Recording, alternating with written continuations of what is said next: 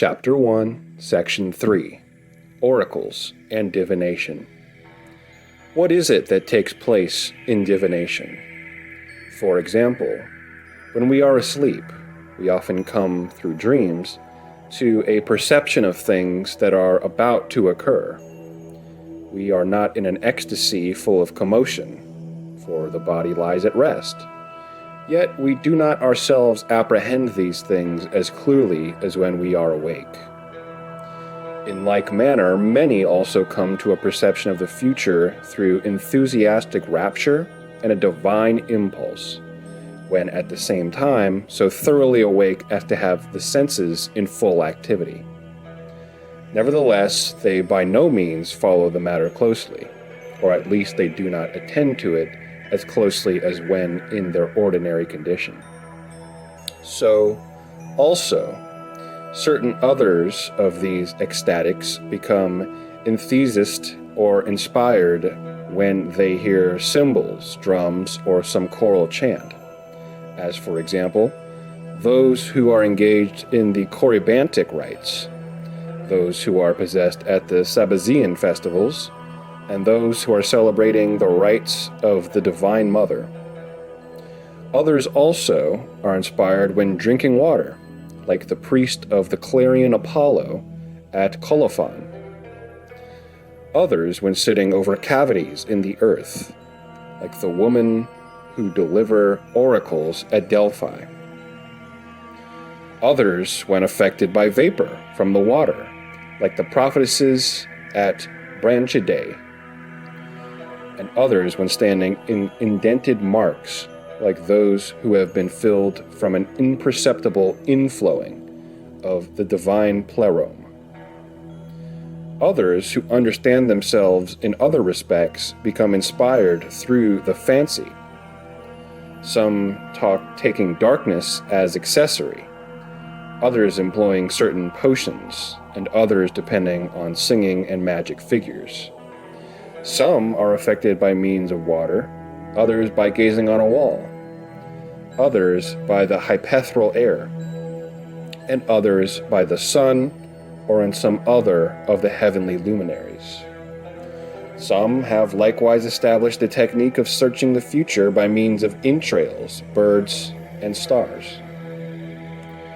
What, I ask, is the nature of divination, and what is its peculiar character? The diviners all say that they arrive at the foreknowledge of the future through gods or daemons, and that it is not possible for others to have any inkling of it, only those who have command over the things to be.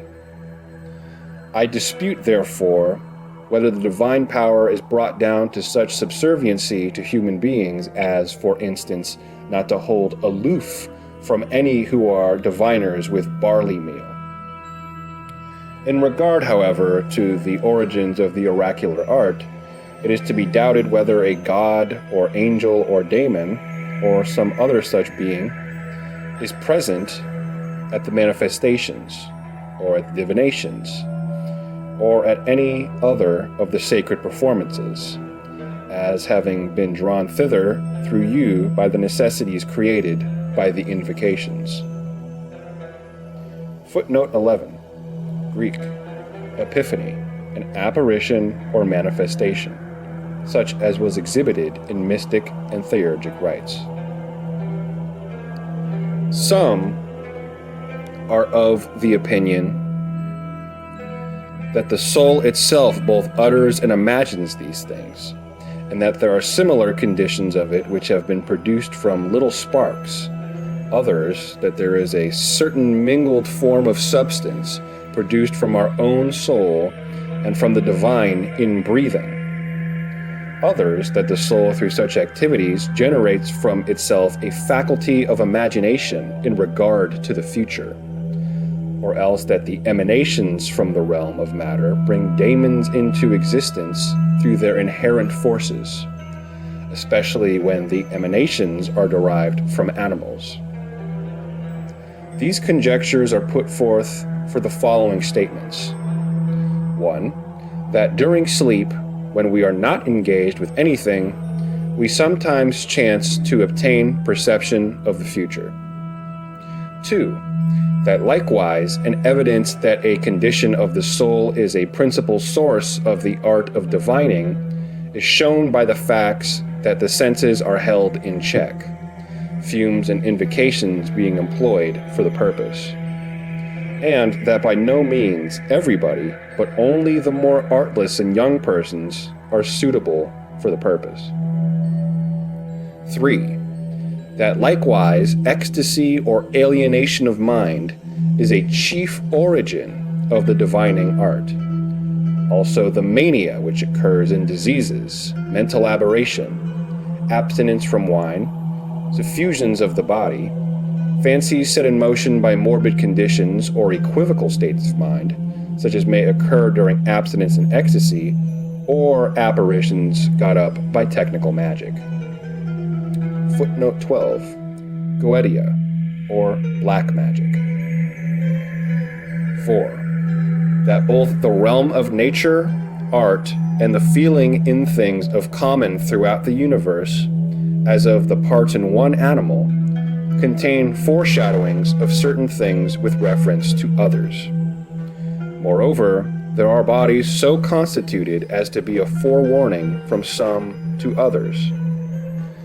Examples of this kind are manifest by the things done, namely, that they who make the invocations at the rites carry stones and herbs, tie sacred knots and unloose them, open places that are locked, and change the purposes of individuals by whom they are entertained, so that from being paltry they are made worthy. They also who are able to reproduce the mystic figures are not to be held in low esteem, for they watch the course of the heavenly bodies, and tell from the position and relation of one with another whether the oracular announcements of the ruling planet will be false or true, or whether the rites which have been performed will be to no purpose, or will be expressive or archaic, although no god or daemon is drawn down to them. There are some, however, who suppose there is, likewise, the subject race of a tricky nature, artful and assuming all shapes, turning many ways, that personates gods and daemons and souls of the dead like actors on the stage, and that through these everything that seems to be good or bad is possible. They are led to form this judgment because these subject spirits are not able to contribute anything really beneficial as relates to the soul, nor even to perceive such things. But on the other hand, they ill-treat, deride, and often impede those who are returning to virtue. They are likewise full of conceit, and take delight in vapors and sacrifices. 5. Because the begging priest, with open mouth, attempts in many ways to raise our expectations. Footnote 13. The Agurtes, or begging priest, generally belong to the worship of Rhea, or Cybele, the mother. He is frequently depicted in a most unfavorable light. Apuleius speaks of a company of these emasculate priests in the 8th book of the Metamorphoses. They are also described in the Republic of Plato. Agurte and Mantics frequent the houses of the rich and persuade them that they possess a power granted by the gods to expiate by sacrifices and chants any unjust act that has been committed, and that they induce the gods by blandishments and magic rites to help them.